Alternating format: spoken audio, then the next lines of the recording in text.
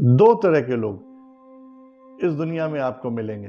एक वो जिनके सामने अगर थोड़ी भी परेशानी आ जाए तो वो विचलित हो जाते हैं, बहुत ज़्यादा परेशान हो जाते हैं, टूट जाते हैं। और दूसरे वो जिनके सामने अगर बहुत सारी परेशानी भी हो तो भी वो उनका डट कर सामना करते हैं, हिम्मत नहीं हारते और हमेशा आपको खुश मिलेंगे।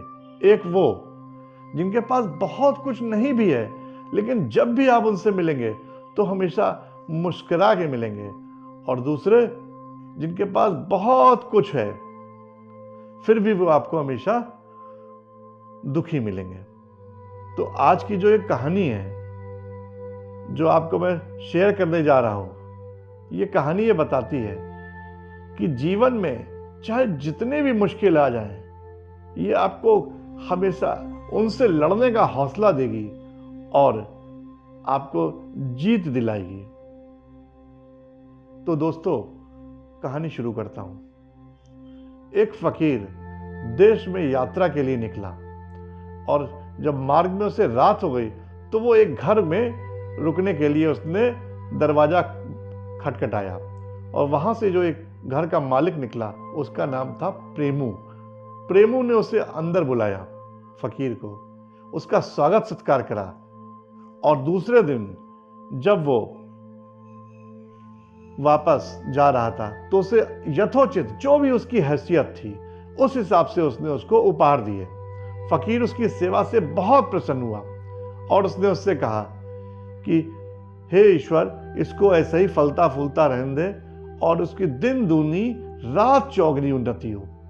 प्रेमू ने जब यह सुना तो मुस्कुराया और बोला, क्या फकीर, ये भी नहीं रहने वाला। फकीर ने उसको देखा और चुपचाप चला गया। कुछ सालों बाद फकीर फिर उसी गांव में आया और प्रेमू से मिलने उसके घर पहुंचा तो उसने देखा कि प्रेमू तो वहां नहीं है। जब जानकारी करी तो पता लगा प्रेमू उस गांव के एक बहुत बड़े आदमी के यहाँ नौकरी करने लगा है और प्रेमू का जो घर द्वार दरबार सब था वो सारा बिक गया। फकीर प्रेमू से मिला और इस बदहाल हालत में, परेशानी की हालत में भी उस प्रेमू ने उसकी जो वो सेवा कर सकता था वो करी और चलते समय उसको जो भी उसके पास यथोचित उपहार थे उसको उसने भेंट दिए।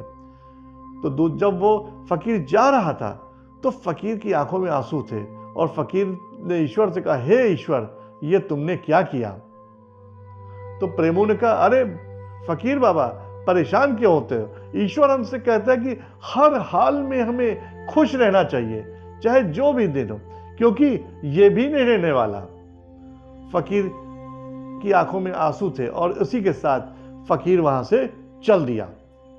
कुछ सालों बाद जब फकीर दोबारा उस गांव से गुजरा तो उसने देखा कि प्रेमू जो था एक बहुत बड़ा आदमी बन गया है, क्योंकि जिसके यहां नौकरी करता था प्रेमू, उसके कोई संतान तो थी नहीं, तो उसने मरते समय अपनी सारी दौलत प्रेमू को दे दी और प्रेमू अब बहुत ऐशो आराम से रह रहा है।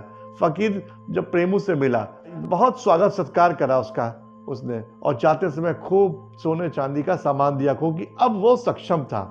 फकीर ने प्रेमू से कहा कि चलो, ईश्वर ने तुम्हें दे दिया है, अब मैं बहुत खुश हूं, ईश्वर तुम्हें ऐसे ही बनाए रखे। फकीर ने से प्रेमू ने कहा, क्या फकीर बाबा, अभी भी आप? अरे, जो इसमें कुछ भी स्थायी नहीं है। अगर आप ये सोच रहे हो कुछ में ये स्थायी है तो ये स्थायी नहीं है। या तो ये नहीं रहेगा या इसको अपना कहने वाला नहीं रहेगा। और फकीर ये सुनकर आश्चर्य से वहां से चल दिया। थोड़े सालों बाद जब फकीर दोबारा उस गांव में आया तो उसने देखा प्रेमू का महल तो है, लेकिन उसमें प्रेमू नहीं है। उसमें प्रेमू के महल में कबूतर गुटुरगू कर रहे हैं, क्योंकि प्रेमू की मौत हो चुकी है। प्रेमू अब इस दुनिया में नहीं है। तो दोस्तों, लोग भौतिक चीजों को अपना समझते हैं, उनके लिए परेशान रहते हैं, वो चाहते और मिल जाए और मिल जाए, जबकि ये तो कुछ उसका है ही नहीं है। अगर सच है तो ये आत्मा, सिर्फ आत्मा है और मन की शांति, ये सच है। दोस्तों, ये कहानी हमें शिक्षा देती है कि आज के बाद जब भी हमारे जीवन में मुश्किलें आए तो हमें ये सोचना चाहिए क्या इससे पहले हमारे जीवन में कुछ मुश्किलें आई? जरूर आई होंगी। और क्या वो स्थायी रही? एक एक करके सारी मुश्किलें, सारी प्रॉब्लम्स खत्म हो गई। वैसे ही ये भी खत्म हो जाएंगी जो मुश्किलें आई हैं, क्योंकि इस जीवन में कुछ भी स्थायी नहीं रहने वाला।